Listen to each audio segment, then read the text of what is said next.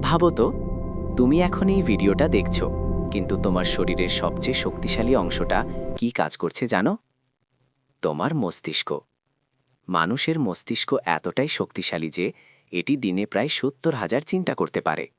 আর সবচেয়ে অবাক করার বিষয় হল, এটি একটি ছোট্ট বাল্বের মতো মাত্র ২০ ওয়াট শক্তি ব্যবহার করে। কিন্তু এখানেই শেষ না।